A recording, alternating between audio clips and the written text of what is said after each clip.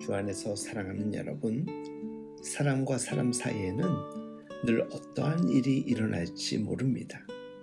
사레의 조언으로 맞아들인 하갈은 사레의 바람대로 아이를 갖게 되었습니다. 그러나 하갈은 자신이 여주인도 못 갖는 아이를 가졌다는 것에 너무 큰 의미를 부여한 나머지 여주인 사레를 무시하고 경멸하였습니다. 사레는 예상치 못한 상황으로 당황스러워하며 치욕감을 느꼈습니다.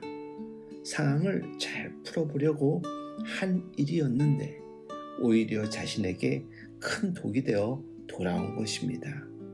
두 여인 간의 갈등은 걷잡을 수 없이 심각해졌습니다.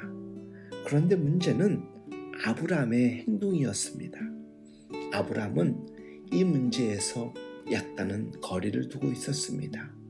직접 개입해서 문제를 해결하지 않고 적당한 거리에서 두 사람의 갈등이 자연스럽게 해결되기를 바란 것처럼, 또는 어느 편을 들기 석연찮은 것 같은 태도를 보이고 맙니다. 그러자 급기야 사레가 아브라함을 탓하며 이 모든 것이 다 당신 탓이다. 나를 모욕하는 것은 곧 당신을 모욕하는 것이나 다름없는데 어찌 가만히 있는가 라고 따집니다. 그런데 아브라함의 태도를 성경은 이렇게 전합니다.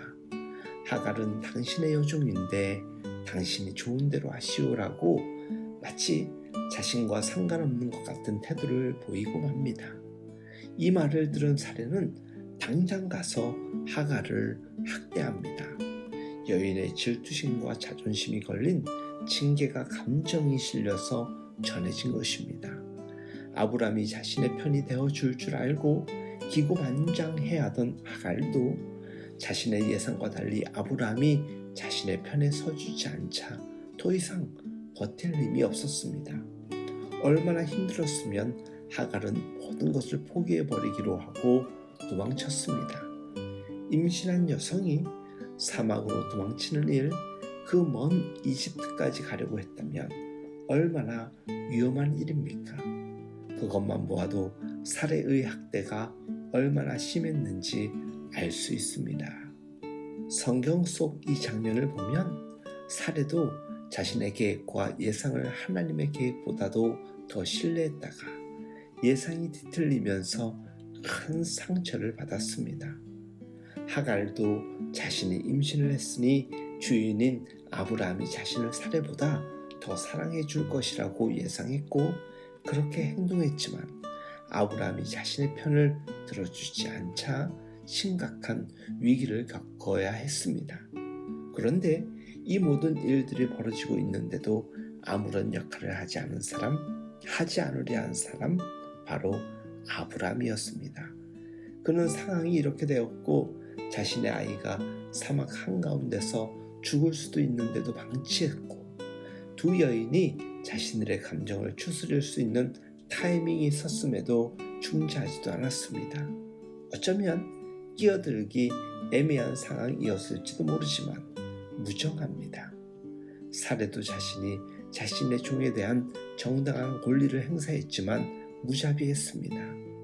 오늘 아브라함과 사레의 행동을 보면 하나님의 말씀을 읽고 듣고 따르는 우리들 또한 얼마나 무자비해질 수 있으며 얼마나 무정해지고 무책임해질 수 있는지 보게 됩니다.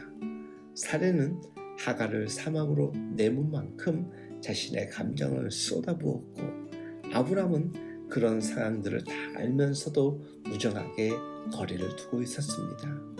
우리는 신실하면서도 참 교묘한 무기를 사용하곤 합니다. 나는 이렇게 할 권리가 있어. 저 사람은 저렇게 해도 싸. 어찌 보면 정당한 듯 보이지만 너무나 무정하고 무자비할 때가 있습니다. 우리의 마음이 돌같이 굳어져 버리고 우리의 표정도 돌같이 굳어져 버릴 때가 있습니다.